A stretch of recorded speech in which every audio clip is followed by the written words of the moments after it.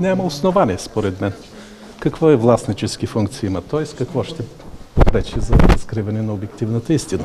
Когато отправяте някакви въпроси, да не бъдат въпроси от типа защо взехте пари.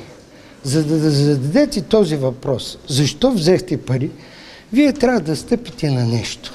Добре, Значи обвинението няма такова обвинение. Това искам да ви кажа. Обвиняемия е поискал дар с оглед изпълняване, полагане на положителна оценка. Събрани са такива доказателства в тази насока. 650 лева.